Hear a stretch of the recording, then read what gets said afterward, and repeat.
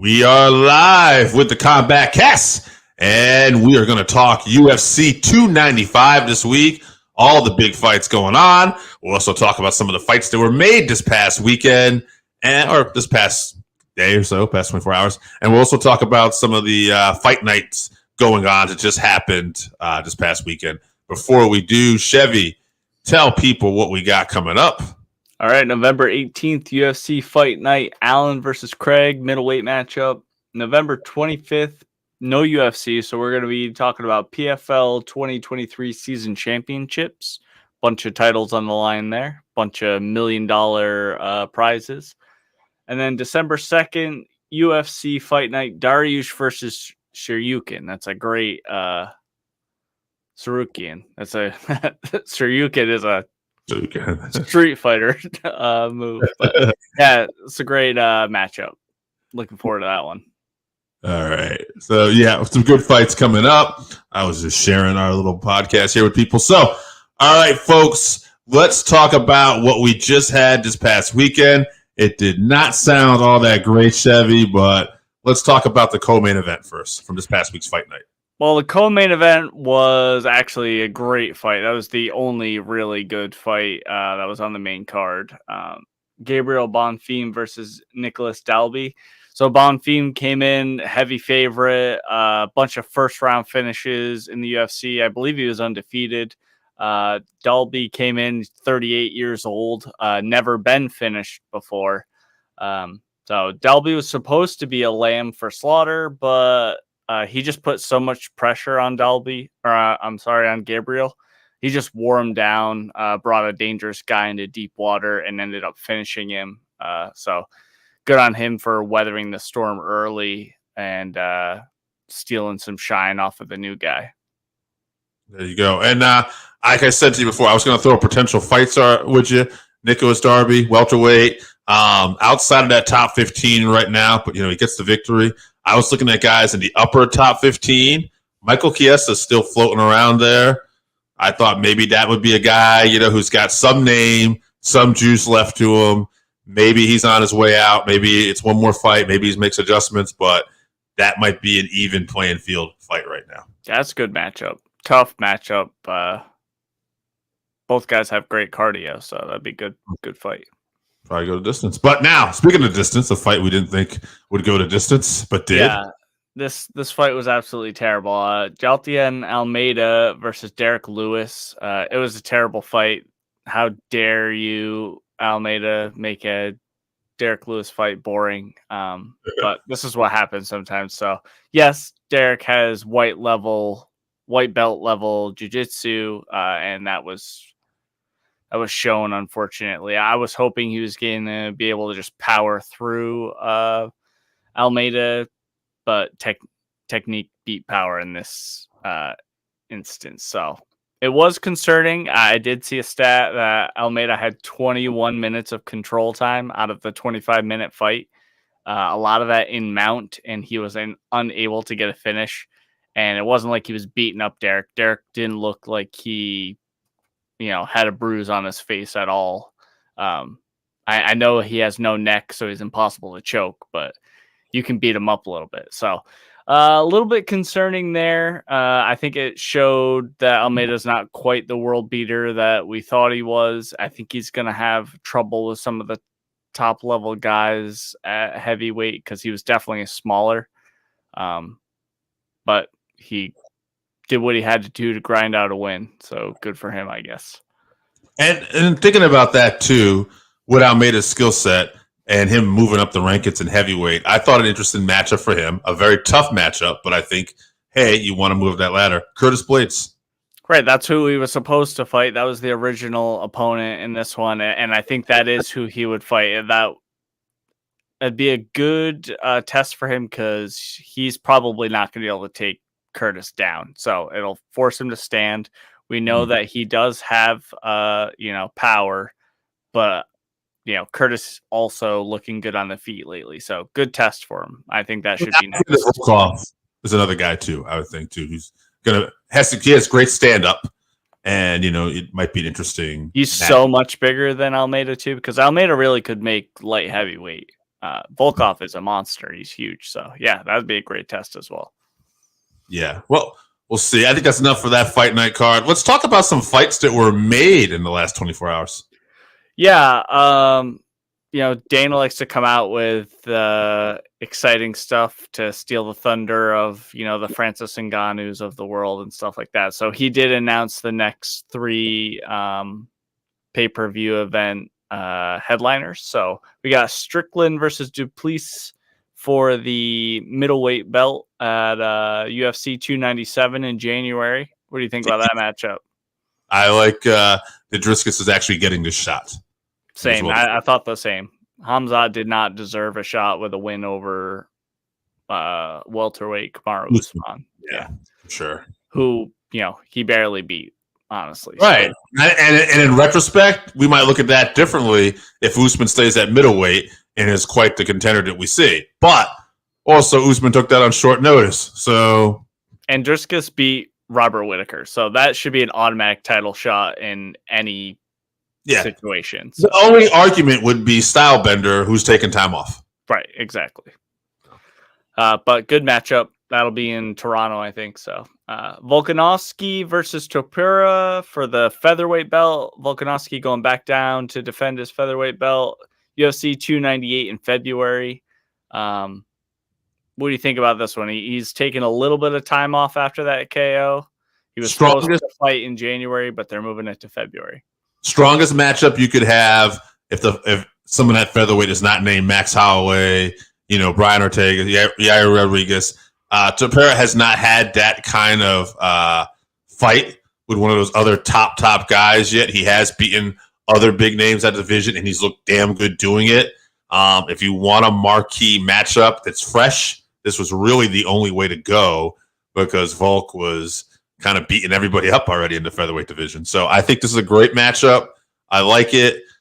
Is it enough time off for Volk? Time will tell. I will say the quick turnaround makes it a little more interesting because Volk has been so dominant. Now he's coming off 2 losses, although one of them on short notice, and both to the now considered the best pound-for-pound fighter in the world. Nonetheless, he'll be back at featherweight. So I think it is an interesting time. And if you were going to see an upset, all the little makings, all the little things you look for are that time right now.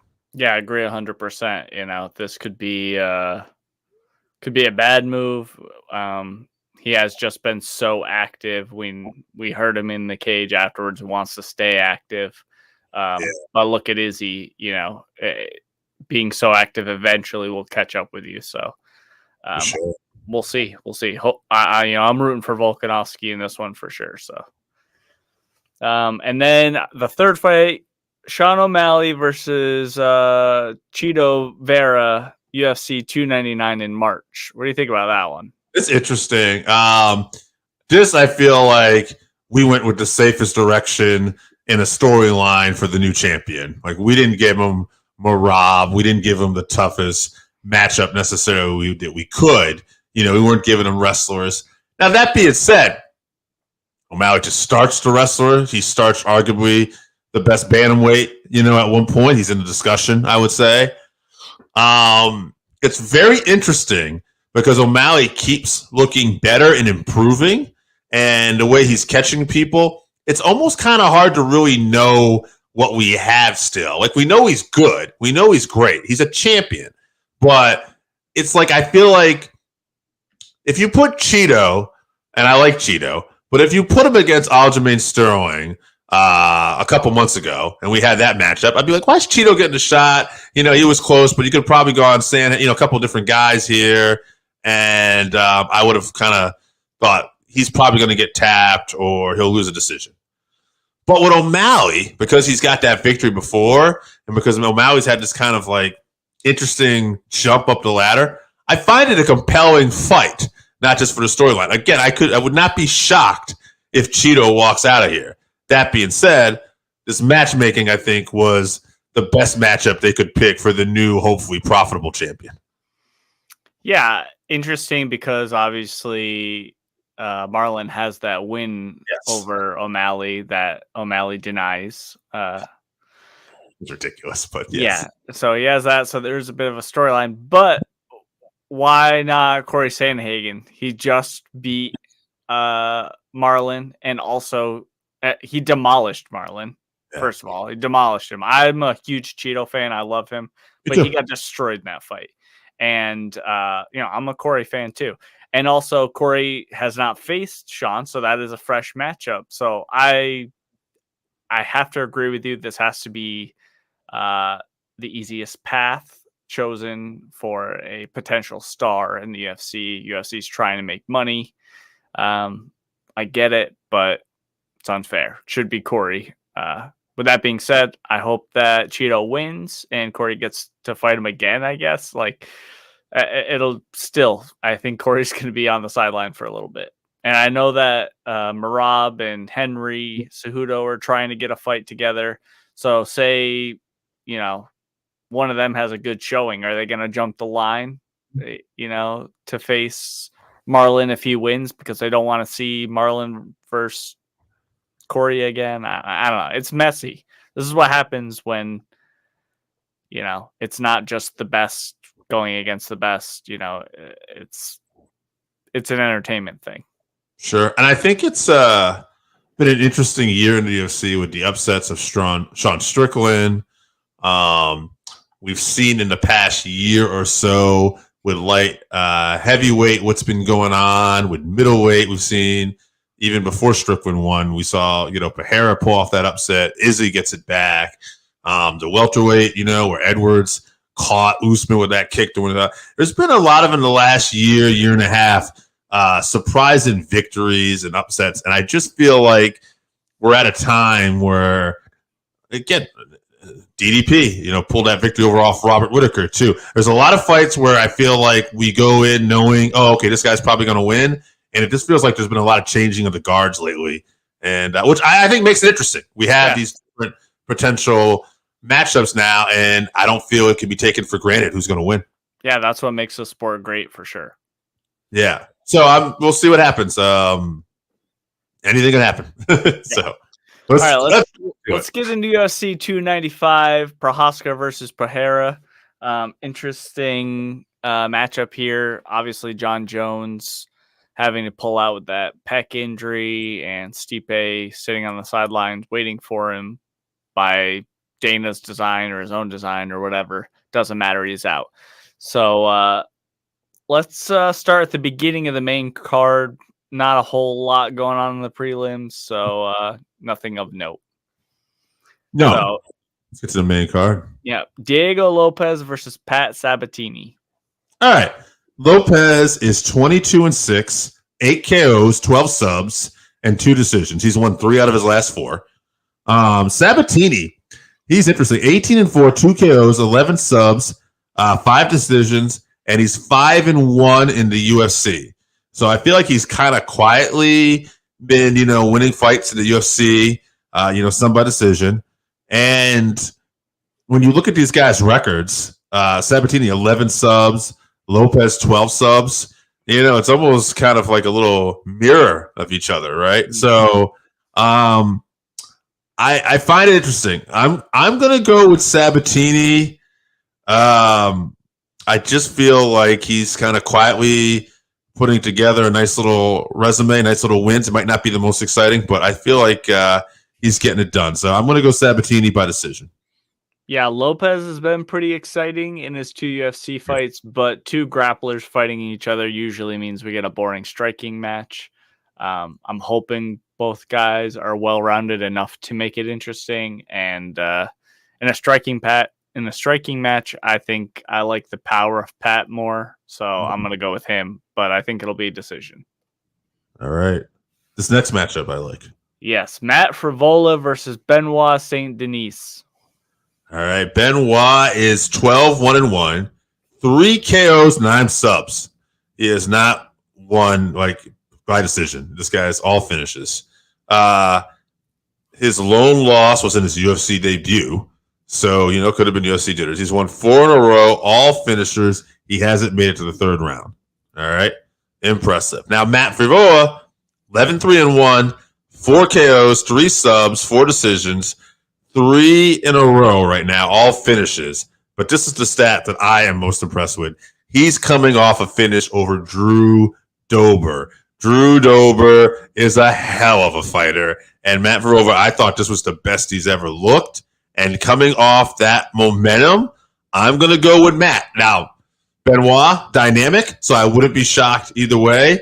But I'm just really, really high on Drew Dober. So the fact that Matt is coming off that big finish, I'm going to go with Matt. And I'm going to say this is a firework fight. And I don't know if there's going to be a finish here, though. I feel this could even be a fight of the night. So I'm going to go with Matt by decision. Yeah, we're pretty aligned here. I think this could be fight of the night as well. Both guys, incredibly durable, powerful strikers. I believe Benoit's the favorite, but he hasn't faced anyone the caliber of Steamroller Frevola. So that added in with the fact that Matt is carrying that momentum that you talked about. I'm going to go with him. I think he gives Benoit his first KO loss.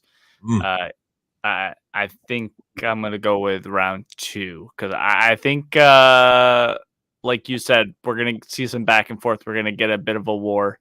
I think Matt stays a little bit more disciplined and catches him in round 2. Absolutely. And let's fight. All right. Jessica Andrade versus Mackenzie Dern. I'm excited for this one too. All right. Andrade, 24-12, 9 KOs, 8 subs, 7 decisions. Former strawweight champ. Heavy hitter. A lot of power. Now she's lost 3 in a row. All right. Finishes, but she's losing the top talent. Mackenzie Dern, 13-3, 7 subs, 6 decisions. He's improved in her striking. Not saying it's going to be enough for Andrade, but her keys to victory. Andrade is not going to be easy to submit, but she has been submitted, and Mackenzie Dern has some of the finest Brazilian jiu-jitsu. So I would think that would be the key to victory. She's going to have to survive an early onslaught. I think I'm favoring Andrade, but for some reason my gut is telling me when Andrade's on a little bit of his losing streak and going all out, and Dern, I think, being a little more patient and improving, this might be Dern's night. I'm going to pick Dern in an upset, round 2, submission. Yeah, I know Andrade is a tank and has great skills, but I just can't pick her until I see her win. Until I see her get another win at this point. I think her decline in these last few fights, she just has not looked like herself. So she hasn't looked like herself while Mackenzie is looking better and better in every fight, especially that, that last fight where she had just gotten divorced or whatever. She was an absolute monster. She looked like an entirely different person. It was incredible. So if she can bring that back in, I think Mackenzie ducks under her punch, wraps her up, and gets a sub in round 1. I think she demolishes Andrade. I laughed because I was thinking about some of those things where, like, motivated Cerrone, blonde-haired Brunson, I think divorced Dern is the new fight we have to look at. Divorced Dern, dangerous. Yeah. Dangerous. All right, that brings us to the co-main event. Very, very excited for this one. This one might be the one I'm the most excited about, even though it's our short notice fight. Sergey Pavlovich versus Tom Aspinall for the quote-unquote interim heavyweight title. Yeah. Dana said it best, actually. He said it's the kind of fight, it may not have the name value of Jones Stipe, but these are 2 killers, and if you know. And basically, like, the hardcore fans know, like, this is really possibly the 2 best heavyweights in the world. That's not to take anything away from the 2 other legends, but this is the fight. These are the 2 fighters they probably don't want to fight, right? Right. Exactly. Now these guys are going to fight each other. So Sergey is 18-1, 15 KOs, 3 decisions, 6 wins in a row. Other than that lone loss to Alistair Overeem, where he got caught in his USA debut, he has put 6 in a row, all first round finishes. And I'm just going to back up here a little bit if I could. Maybe I can't. But some of the people he's rolled over, I don't have to really look it up, I guess. Tai Tuivasa, Derek Lewis, like, he's knocking out heavy hitters too in the first round. So he's definitely got the power in this one. But that doesn't take anything away from Tom Aspinall. Tom Aspinall, who's also 6-1 in the UFC, 13-3, 10 KOs, 3 subs, So all his fights are finishes too. And if you look at his last fight where he lost to Blades, he basically got injured. And not his last fight, but the fight he lost prior to that. His last fight, he looked sharp as hell. And I think Tom Aspinall is the better all-around fighter of the two. I think he'll be better on the ground. I even think his striking is a little more technical. That being said, Sergey has that kind of power that can just hurt your ancestors, right? He's just a bad, bad dude. So I'm going to go Aspinall here. I like Aspinall. I think the wrestling and stuff might make the difference. I think he's going to try to keep that distance and everything, and I think he's going to pull this off in round 2 or 3, maybe get a sub or some ground and pound. I'll just say ground and pound in round 3. But make no mistake about it, Sergey could end this at any time early, especially with that power. So not going to be shocked if Sergey gets a first-round knockout here. Yeah, I'm sure that Sergey is the favorite, but like you, I'm going to go with Tom. I think his fight IQ and all-around game will get him the win. He needs to be intelligent and be safe in the first 1 or 2 rounds.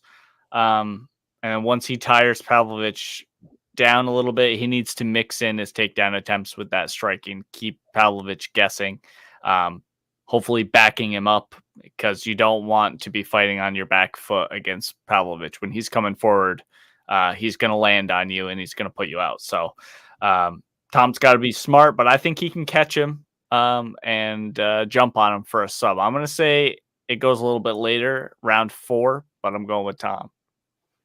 Okay. Main event. All right. Main event. Jiri Prochazka versus Alex Pereira at a light heavyweight belt. Light Heavyweight Championship. Vacant Light Heavyweight Championship. We feel like we've been doing this a lot lately, but maybe to this time we're going to get a champion. All right. Prochazka, 29-3-1, 25 KOs, 3 subs, 1 decision. He's the former champ. He only lost it because he vacated and was injured. Alex Pereira, 8-2, 6 KOs, 2 subs, former middleweight champion, elite kickboxer. 8-2. That's the stat right there. You know, he's only had about 10 MMA fights. But he's an interesting style matchup because he's such a great striker. Prochazka will probably throw down with him. And I don't know. I think that's why I said this before we even talked about this. I thought Jan Blachowicz was a tougher matchup for Pereira than Prochazka. That's not to say Prochazka won't beat him. I just thought stylistically Blachowicz was going to be that worst style matchup. Now, Pereira won that. I mean, I could have saw it going either way. I think I even actually thought Jan might have sneaked it out, but it was really impressive to see Pereira's growing defense and how he was able to get out submissions in that fight. So, and Prochazka did submit Glover to win this, so he's got a dangerous submission game. And the fact that Pereira has been working on his submission defense, it makes the fight really, really interesting. I'm going to go Prochazka. Again, I'm just going to go with experience. I'm going to go with overall fight IQ. But there's something in my gut that says Pereira might pull this off. Like, he might knock him out. Like, this guy just feels like he's destined to be a double champ. I don't know what it is. In fact, I forget what I said. Logically, you should go with Prochazka, I think. But I'm going to go Pereira, second round knockout, head kick. Yeah, I have to say that Yuri's grappling with Glover impressed me. That if he takes Alex down, he should probably wrap him up and finish him pretty quickly. Just because there has not been enough time for Alex to learn all of the submission defense that he would need in that situation. So, but you never know with Jiri. He probably just goes in and tries to mix it up on the feet with Alex because that's the kind of guy he is. Which means I think Alex probably beats up his leg with that sneaky calf kick he does, catches him with a few left hooks, hurts him. So with the addition of Jiri also coming back from that horrific shoulder injury, we're not sure what we're going to get with that. I think I'm going to go with Alex. Okay. Wow. I'm going to say Alex by KO round 4. Okay. Left hook. I think he lands one of those nasty left hooks on him after he wobbles him with a leg kick. Hey, I will say this too, just to counter a little bit. As you were talking, you said something very interesting to me, and I kind of agreed with you, but then it made me think too. You talked about Glover and Prochazka had those great exchanges, and Prochazka was very impressive. But then again, who's Alex's training partner, right? Who's the guy that had those experience in there with Prochazka in the swing of things? It's Glover Teixeira. So yeah, it's a very interesting matchup. Again, I just feel like, much like we talked about earlier with some fights, the timing and everything feels prime here, where this guy who's only had 10 fights could end up being a double champ. And by the way, love me some Jiri Prochazka. Actually, one of my favorite fighters. Not going to be upset if he wins, but there's something very endearing about Alex Pereira and just his climb and just his association and friendship with Glover. So this is a case where I'm going to be happy for either guy who wins, and I hope whoever loses gets back to the drawing board, and we'll see soon.